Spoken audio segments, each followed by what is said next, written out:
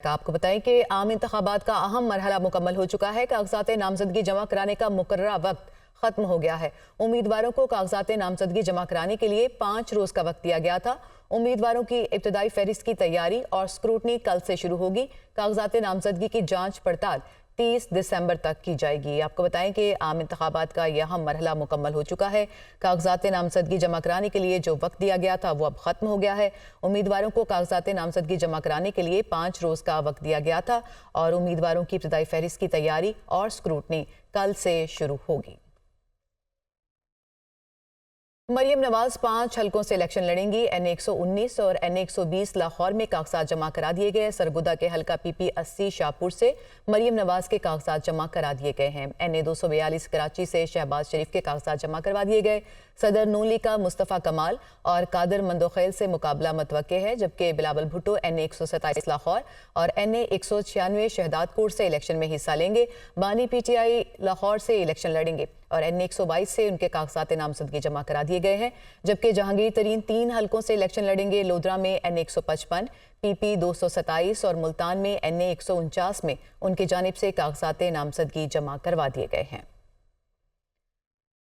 Election commission نے P T I کی ترجیحی لسٹ روک لی ہے۔ ذرائع کے مطابق پی ٹی آئی کی جانب سے مخصوص نشستوں پر ترجیحی لسٹ الیکشن کمیشن کو بھیجوائی گئی تھی۔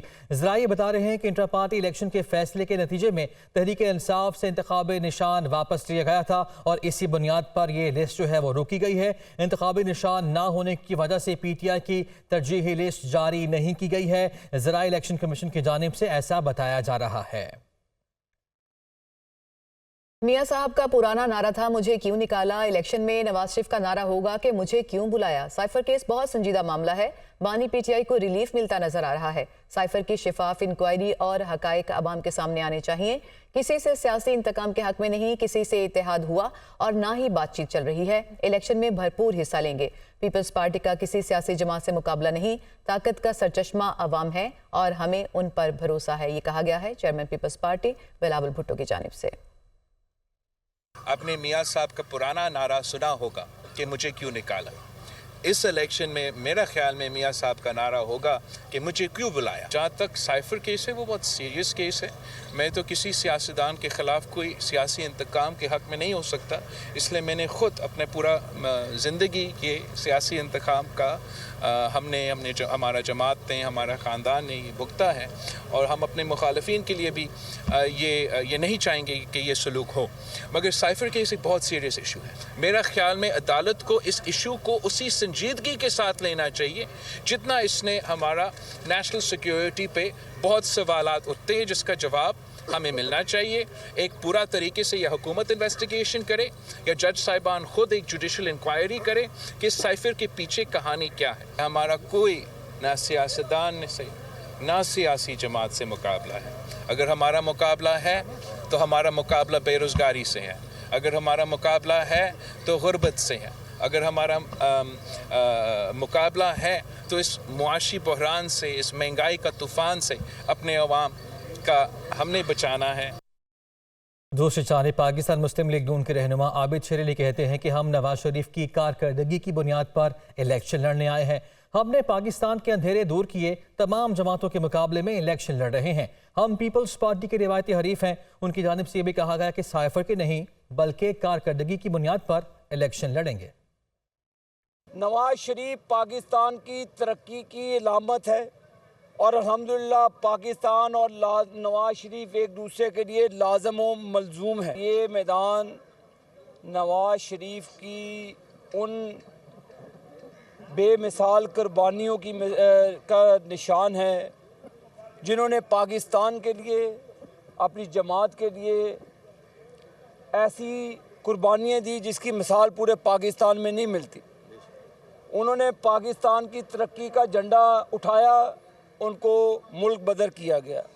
انہوں نے پاکستان میں اندھیرے دور کر کے 14,000 میگا واٹ بجلی پیدا کی، ان کو اقامے کی بنیاد پر ڈسکوالیفائی کر دیا گیا۔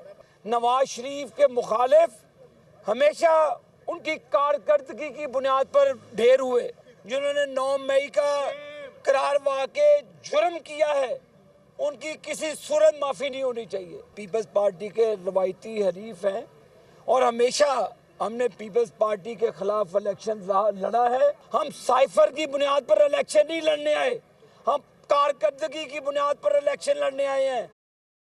Convener M Q M Pakistan Khalid Maqbool Siddiqui کہتے ہیں کہ سندھ کے حکمرانوں کی خواہش تھی کہ لسانی بنیادوں پر کراچی کو تقسیم کر دیا جائے, وہ اپنے ایجنڈے پر چلائیں گے. ایم کیو ایم پاکستان ایسی تبدیلی لائے گی کہ مچھر کالونی کے عام لوگ وقت کے فرعونوں کو شکست دیں گے. کراچی میں عوامی رابطہ مہم سے خطاب کے دوران انہوں نے یہ بھی کہا کہ جب ایک عام آدمی, ایک عام مزدور ایوانوں میں پہنچے گا تو تبدیلی ضرور آئے گی. انہی عام غریب طبقے کے نوجوانوں کو ہمارا وعدہ ہے, انشاءاللہ یہاں سے کسی غریب بلوچ کو, غریب پختون کو, غریب بنگالی کو آپ کے سامنے قسم دیتے ہیں ایوانوں میں پہنچا کے دم لیں گے, تاکہ ایوانوں میں جا کر جو دکھ درد آپ نے دیکھا ہے, جو مشکلات آپ نے دیکھی ہیں, اس کے خلاف پاکستان کے مظلوموں کے خلاف ہونے والی سازشوں کے خلاف قانون سازی کریں. بنگالی میری ماں بہنوں, پاکستان بنانے والوں کی اولادوں, اے بنگالیوں, اے مہاجروں, اے تمام کمیونٹی سے تعلق رکھنے والوں, اے مچھر کالونی کے رہنے والوں, اس پیپلز پارٹی نے سارے کراچی کو مچھر کالونی بنا دیا ہے. نگران وزیر اطلاعات بلوچستان جان اٹکزئی کہتے ہیں کہ لانگ مارچ میں شامل کسی خاتون پر تشدد نہیں کیا گیا. ناراض بلوچ لیڈرز کے قومی دھارے میں شامل ہونے سے بھارت کو دھچکا لگا ہے. لانگ مارچ کے شرکاء مخصوص ایجنڈے پر عمل پیرا ہیں, وہ نیوز کانفرنس کر رہے تھے. بھارت اور پاکستان دشمن قوتوں کو بلوچستان میں جاری مسلح تخریبی کارروائیوں میں بہت بڑا دھچکا لگا ہے. یہ لانگ مارچ اپنے سہولتکاروں کے ذریعے میڈیا میں تماشا لگانا تھا. ایک ایجنڈے کے طور پہ اسلام آباد لانگ مارچ کیا اور کوشش کی کہ میڈیا کے ذریعے لوگوں کے ذہن کو مینوپولیٹ کیا جا سکے. یہ غلط بات ہے. کوئی لاٹھی چارج خواتین پہ نہیں ہوا. ان افراد کی بات کوئی کیوں نہیں کرتا جنہیں صرف نسلی تعصب کی بنیاد پر شناختی کارڈ چیک کر کے بسوں سے اتار کر مارا گیا. بلوچستان کا امن کا گہوارہ بنائیں گے. نگران وزیر اعلیٰ پنجاب محسن نقوی کہتے ہیں کہ مستقبل میں سیاست میں آنے کا کوئی ارادہ نہیں ہے, فی الحال اپنے کام پر جائیں گے. ہم نے وقت سے پہلے منصوبے مکمل کیے, سارا کریڈٹ ٹیم کو جاتا ہے. ہم نے وزیر اعلیٰ ہاؤس کا ہر فنڈ بند کر دیا ہے. اس ٹیم نے انشور کیا, چاہے وہ ہاؤسنگ کی ٹیم ہے, چاہے وہ CNW کی ٹیم ہے, چاہے وہ ہیلتھ کی ٹیم ہے, کہ نہ صرف منصوبے کمپلیٹ کیے بلکہ ٹائم سے پہلے کمپلیٹ کیے, ورنہ ٹائم سے سال 2 سال آگے جاتے تھے اور اس کے بڑے نقصانات بھی تھے, سارا کچھ تھا. لیکن یہ سارا کریڈٹ ٹیم کو جاتا ہے. سیم ہاؤس کا تو خرچہ سارا میں خود اٹھا رہا ہوں, اس میں کوئی پہ نہیں ہے. اپنی گاڑیوں کا فیول سے لے کے وہاں باقی جتنا خرچہ ہے وہ لے رہے ہیں, ہم اپنی جیب سے دے رہے ہیں. کوئی منسٹر سیلری نہیں لے رہا ہے. میں حرام کھانے والے پہ لعنت بھیجتا ہوں. پنجاب نے اپنی ہسٹری میں پہلی دفعہ 1 کروڑ لائسنس اس سال میں ابھی بنا کے نکل گئے ہیں. لاہور میں 30-40 ہزار کی تعداد ٹچ ہو رہی ہے. لوگوں کو میں یہی کہوں گا کہ اس ٹائم 31 تاریخ تک لائسنس فیس جو ہے وہ تھوڑی ہے. 1 جنوری سے بڑھ جائے گی.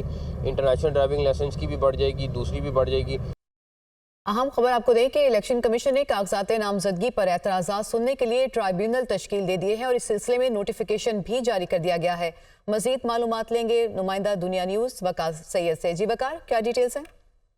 جی بالکل, الیکشن کمیشن نے کاغذاتی نامزدگی پر جو اعتراضات ہیں اس کے سننے کے لیے ٹریبیونل جو ہے وہ تشکیل دے دی گئے ہیں. پشاور ہائی کورٹ کے 5 ججز کو مختلف جو زون ہے اس میں تقسیم کر کے وہ اعتراضات سنیں گے. اسی طرح لاہور ہائی کورٹ کے جو 9 ججز ہیں وہ بطور ٹریبیونل جج جو ہے وہ کاغذات نامزدگی پر جو اعتراضات ہیں وہ سن سکیں گے. جبکہ اسلام آباد ہائی کورٹ اور بلوچستان ہائی کورٹ کے 2 ججز جو ہے بطور ٹریبیونل جج اپنی ذمہ داریاں جو ہے وہ سر انجام دیں گے. سندھ ہائی کورٹ کے 6 ججز جو ہے وہ کاغذات نامزدگی پر جو ہے وہ اعتراضات سنیں گے. جبکہ الیکشن کمیشن کے شیڈول کے مطابق جو ٹریبیونل ججز ہیں वो 3 से लेकर 10 जनवरी तक जो है वो इतराज़ात पर समाअत करेंगे और उस तक तमाम जो अपीलें हैं उस पर अपने फैसले जो है वो सुनाएंगे। जबकि इलेक्शन कमीशन ने बाकायदा जो ट्रिब्यूनल जजेस की अपॉइंटमेंट का जो तकर्री का नोटिफिकेशन है वो भी जारी कर दिया। जी वकार सैयद, आप हमें मालूमात दे रहे थे, आपका बहुत शुक्रिया। न्यूज़ स्टूडियो से अब तक के लिए इतना ही। बाखबर रहिए और देखते रहिए खबर की दुनिया।